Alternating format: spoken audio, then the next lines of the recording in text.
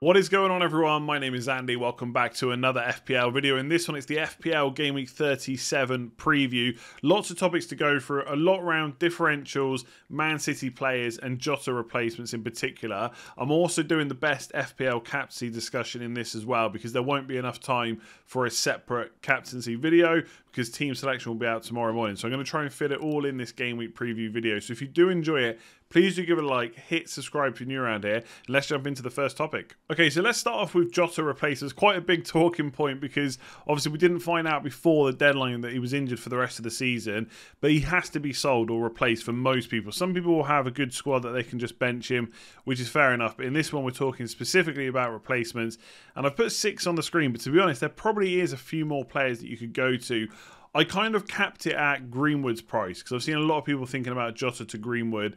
I didn't want to start going up to talk about Bale and Mane because at that point you're basically just talking about every possible midfielder. So these are the 6 that I've picked that I've been seeing talked about a lot. So you got Rafinha and Harrison at Leeds, Greenwood at Man United, Pereira West Brom, and then 2 Newcastle midfielders. Who would have thought? Willock and St. Maximin as well. Now, the number next to their name on the right-hand side is their expected goals and expected assists combined per 90 minutes over the whole season, right? I think big sample sizes are more important usually. You can always caveat it. You can always provide context and change your mind, of course. But they are pretty good signs of how good a player is. So for me, the standout is Rafinha. You look at that 0.54 expected goal involvement per 90 minutes. It's higher than Harrison. It's higher than Greenwood. It's higher than everybody on the list. And also the 2 fixtures for Leeds, Southampton away and West Brom at home, are pretty decent. It doesn't really get too much better than that. I think Southampton, Leeds did really well against in the reverse tie. Yeah, they completely basically controlled the game, and on the counter as well, they were extremely good. And I think at Allen Road, right, Premier League game against West Brom at home, that could be really big as well. So I think with nothing else considered, Rafinha is the one. Now, a lot of people are looking at Harrison, and I think Harrison is one of those players that's been overlooked this season, but for the right reasons, because Bamford, Dallas and Rafinha have been great options, and Harrison in the past has been substituted off a few times early. He's the same price though, and we saw, I'm just looking up here, 1 goal, 2 assists in the last game week in game week 36, although before that he only had 1 assist in the previous 5 games, or 4 games, sorry.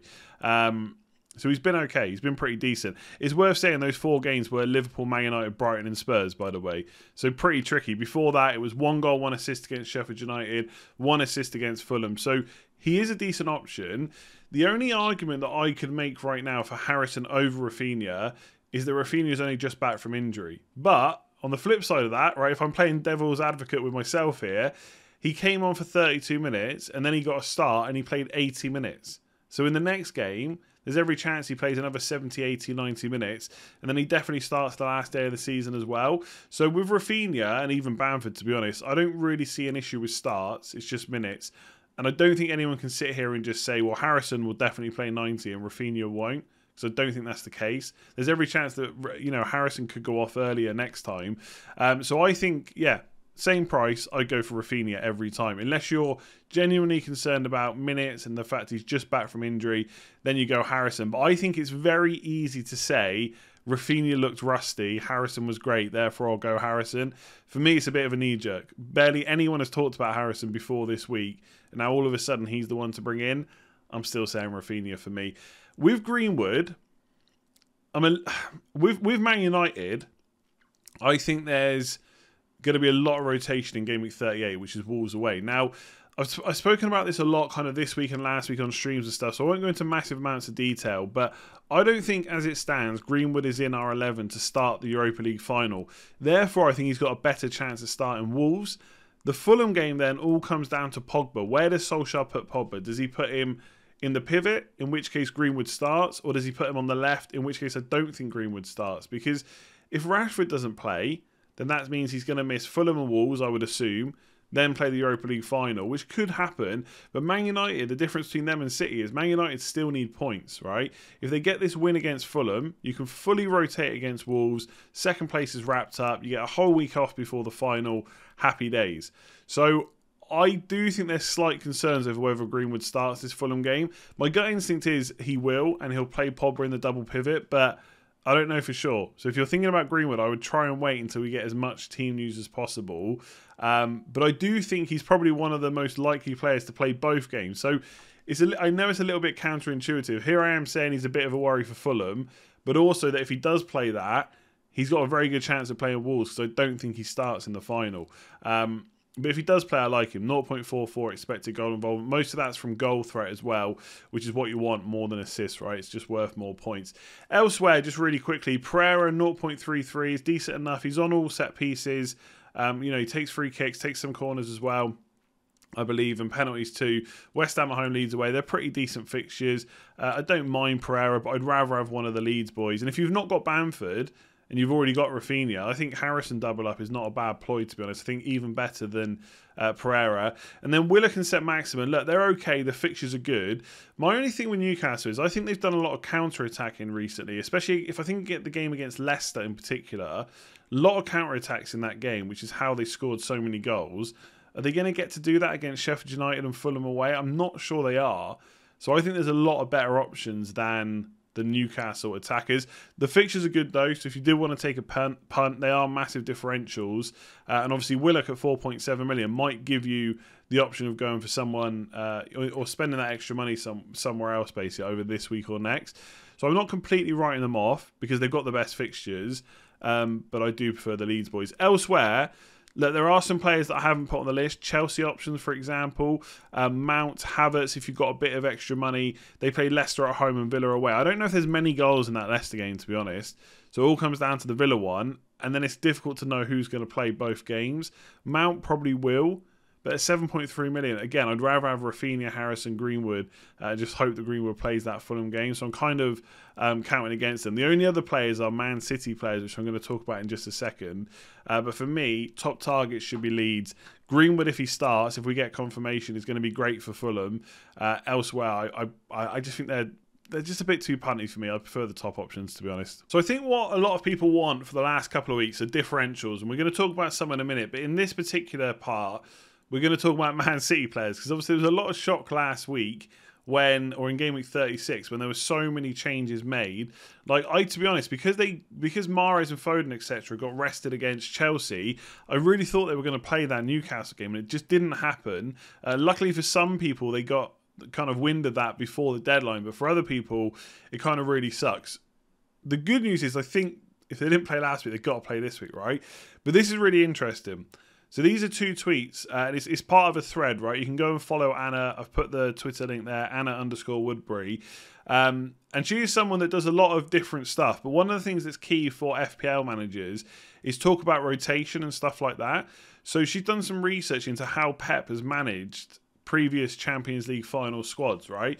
So ahead of the 2009 Champions League final, and bearing in mind, we are talking kind of 10 to 12 years ago. So I appreciate it might be a little bit different, but given that last game against Newcastle, I'm wondering if it might not be. So 2009 Champions League final, 2 players had 4 days rest, 6 had 14 days rest, 2 had 17, and 1 player had 25 days rest, right? Now, I haven't got the full context around that, were they injured, etc., but that's a lot of rest. Rough average days were 13.72. And then ahead of the 2011 final, right, 2 years later, 4 players had 7 days rest. So that would be like playing in Game Week 38 this week, because Game Week 38 is on a Sunday, and then the final's on the Saturday, the following Saturday. 1 had 13, 5 had 17 days rest, and 1 had 20 days rest. So the rough average was 13.27 days. So before Game Week 36, I thought the Man City players would get 2 games. Like Foden, Mahrez, Gundogan, etc. Whoever's going to play in that final, I thought they were going to get 2 games. Now I'm thinking they get 1 max. I don't think they're going to completely, again, I keep saying Mahrez and Foden because so many people bought them in last week, but Diaz, Edison, etc., I think they probably get the Brighton game now, and they get the last day of the season off and just get a proper rest. And obviously now it's easy to kind of change my narrative to, oh yeah, that actually kind of makes sense, but this season has been so kind of tough, and the fixture chaos and the fixture rearrangements, how many games have had to be played. A lot of these players are going to play Champions League and then go and play in the Euros as well. So it probably makes sense from a next year perspective to give them some rest. But also, this year, Chelsea are going to have to keep playing most of their first 11 to get their top 4 spot. Man City have got the luxury to rest. So as much as Pep has talked about rhythm in the past, now it looks like actually maybe he's just going to keep resting them. So in terms of bringing them in, they are massive risks now. They always are for rotation, but right now it really does put me off. And I think we're at a stage of the season where there are some very, very standout captains both this week and next week where you are taking a bit even bigger risk betting against them. But I just, I mean, this is famous last words after last week. If you bought Mahrez or you're thinking about it, surely he plays Brighton, right? And then probably misses the last game of the season, possibly, but it is at home. So maybe you want to give some of those players a run out. I guess what I'm trying to say in a roundabout way is any player you bring in now for Man City, no matter how punty or not, they are probably going to get 1 start. You'll be very unlikely now to get another 2 starts, in my opinion. And therefore, I think there's a lot of better options. What I will say is if you really want to take a punt and captain them, Brighton's not the easiest game anyway. It's the hardest of the last 3 they've got. I think Everton's a little bit easier. On the last day of the season, we will have then the players that played in 36 and the players that played in 37. We might be able to make somewhat of an educated guess of who's going to start in 38. Therefore, if you really want a differential captain and you've not already bought in Man City players, that might be the week to go for them. If you're not really in the place where you want differentials, you don't want to take risks, you want players that are guaranteed to play, I think you just leave Man City. Honestly, it's absolutely ridiculous that this amount of rest, and he's got the squad to do it as well. He can win these games without his first 11. The league's wrapped up.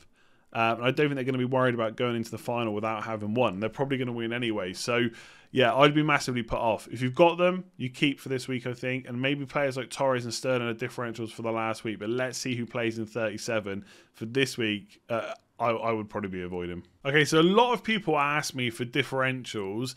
And we'll probably do this again next week. I think next week won't be necessarily easier to call. But there will only be 1 week to worry about, right? So you're not worried about games after whether you're going to have to transfer them back out. With some of these players, I do think they are a concern for Game Week 38, and you might have to deal with that. So I've already talked about Man United rotation when I spoke about Greenwood as a Jota replacement. Cavani, for example, if he starts against Fulham, I will bet so much money that there's no way he starts against Wolves, because it's only 3 days before the final.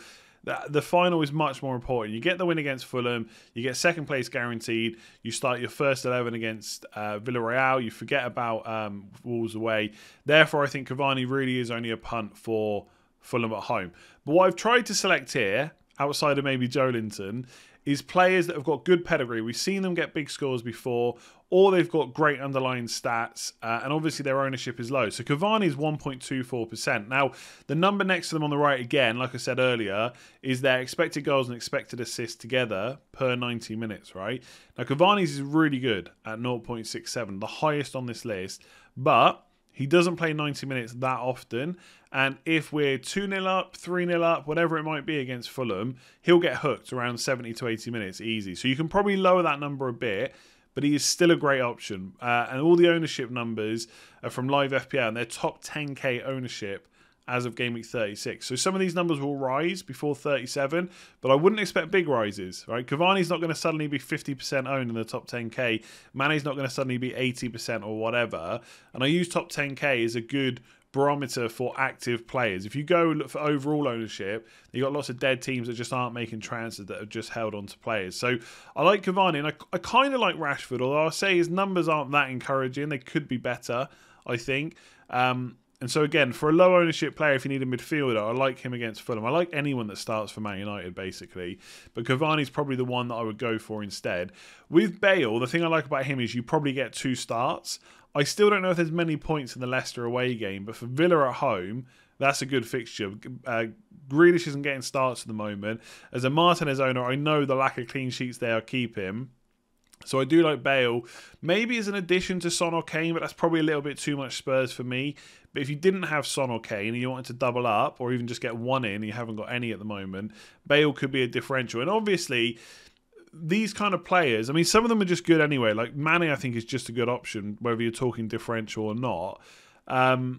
You know, this is for people that want to climb the ranks, or they're trying to go one little bit different to get a mini league win, or to secure a place at, you know, top 50k, top 100k, top 10k, whatever it might be.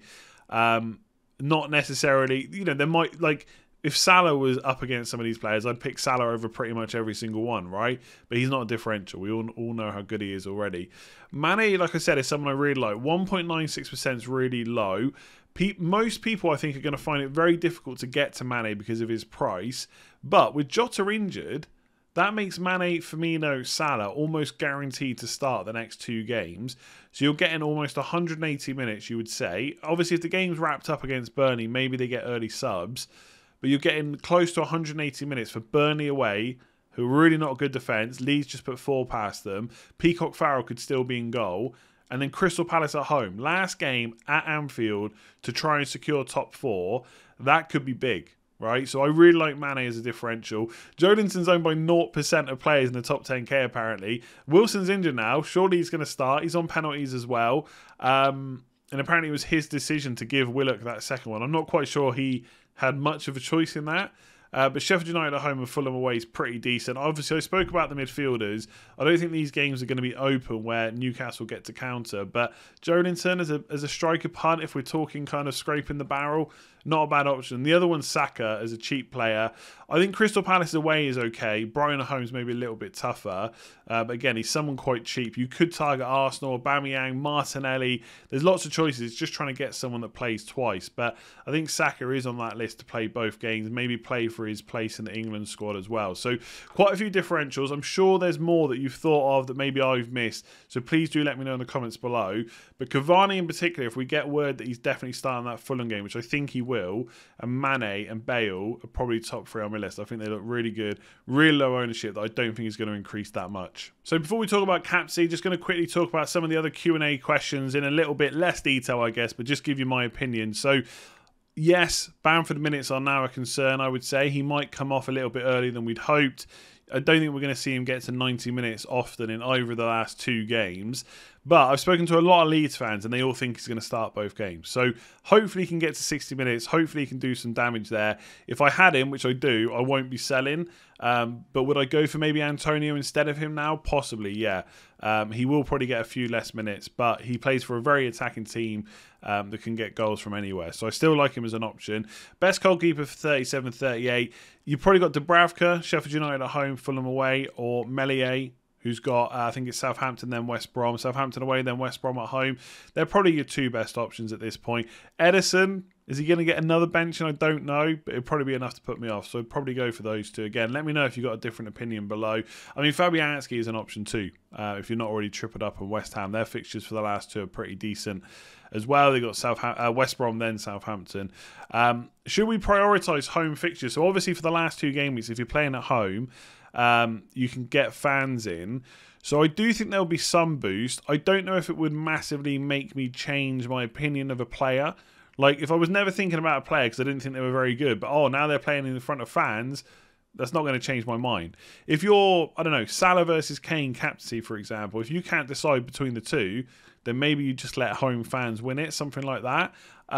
So yeah, it is going to be a big boost. I think for teams that got nothing to play for, they're going to want to put on a show. But for some teams, they're going to find it difficult to put on a show because they are where they are in the table for a reason. So yeah, I think it's worth thinking about. I wouldn't let it change my complete strategy though, to be completely honest. Sell Jota or Iheanacho, this really comes down to who do you want, right? I mean, striker options aren't too many, but Antonio, for example, if you've not got him, is probably just as good as any of the midfield options. The only reason to kind of think more about selling Jota is Iheanacho is a good bench option. And in Game Week 38, we might get players that just don't play. For whatever reason, they're left out of the squad, they're given a rest so they can go and play in the Euros, whatever it might be. And therefore, having Iheanacho coming off the bench for a Leicester team that have still got stuff to play for could be decent. Whereas if you swap Iheanacho out, you're giving yourself 1 less player in the squad because Jota's injured. And obviously Jota, keeping him doesn't free up a Liverpool space. So it depends what you want to do. But there's not a right or wrong answer to this. If you want Antonio, great, you sell Iheanacho. If you want Greenwood, great, you sell Jota. It all depends on what your target is, which player. But yeah, just keep in mind that if you sell Jota, you still have Iheanacho on the bench if you need it. If you go the other way around, you've either got to transfer Jota out in 38 instead, which is nice. You know, it still gives you the option of doing that and the flexibility. but you do have a player on the bench that's just not going to play. Okay, so this might be a little bit small on the screen, but I'm going to talk about captaincy. There's not going to be enough time to do a separate video on this, so I'm not going to have all the stats and stuff. I'm just going to talk through it. To be honest, I think these are the main 3 games, right? Man United versus Fulham, Spurs versus Villa, Liverpool versus Burnley, or more to the point, boiled down to Fernandes versus Kane versus Salah. I really don't think there is much to choose from between them, right? Because they all play fairly weak defences. I think on statistics-wise, I think it's Burnley, then Fulham, then Villa in terms of how bad they are. In terms of underlying stats, Kane is the best, then Fernandes, then Salah. But Salah's underlying stats mostly come from goal threat, whereas Fernandes's mostly come from assists. So for me, Kane and Salah are ahead of Fernandes this week for captaincy. If you were looking to do something a little bit different, I do think Fernandes is going to be slightly differential compared to what he has been before. Obviously, he was massively captained in Game Week 35 because of the triple, but this week most people are going to be looking towards Kane and Salah. Therefore, I do think Fernandes is a bit of a differential. So if you want to go for one last big hit in captain before Game Week 38, Fernandes could be the one, but I do think the other two are better because their goal threat is higher, and you can't even use penalties to separate them because they've all got penalties, right? And they're very difficult to predict. I know most people will say, well, Man United will get more penalties, but you just don't know. In 2 game weeks, anything can happen. So if you haven't got Fernandes, I wouldn't be massively concerned because I think you've probably got better captaincy options. For me right now, if I had to put them in a 1-2-3, I'm on Kane, then Salah, then Fernandes. Although, if you ask me 10 minutes after this video goes out, I might be Salah, then Kane, then Fernandes. One of the reasons that Salah's kind of come up a little bit in my eyes is that Burnley have got Peacock Farrell in goal, and he is conceding quite a few. And also, Burnley, I just think, I don't want to use on the beach because they're so cliche. But there was a quote I saw from someone that supports Burnley, who, if I just look him up really quickly now, while I'm recording, Claret FPL, he's a Burnley fan, and he said, captain Liverpool players this week. Dyche said in his post-match interview that he's not asking too much more of the players after this season. He says, we're firmly on the beach, well deserved. It could be a cricket score. So if there's anything where you're close and you're not sure, maybe that's the reason to go for Salah. Maybe the fact that Kane is at home and chasing the golden boot, he is a bit of a different animal when it comes to that. Maybe that could sway you there, but it is genuinely close and almost coin toss territory. But I do think they're both ahead of Fernandes. I'd only go Fernandes if I wanted a differential. Elsewhere, Man City versus Brighton, if you want to try and guess the lineup. But Brighton don't really get tanked by too many teams. Even Man City, I think the reverse fixture was 1-1. I could be wrong on that. Maybe it was 1-0. It was low scoring. I think Leeds are worth a shout at Southampton. I think Antonio is worth a shout against West Brom. With Leeds, I guess, with Bamford's concern around minutes, and obviously Rafinha's only just back, maybe it's better to look slightly elsewhere. But Antonio against West Brom could be good. I think Chelsea Leicester I'd probably look to avoid. Newcastle versus Sheffield United, if you really wanted to go for a Newcastle player, you could possibly look at that. But that's pretty much where I would be looking. I think you go Leeds, maybe West Ham as well, if you're looking outside of the 3 I've mentioned. But they're the top 3 fixtures. Mane's obviously a massive differential if you want to go different.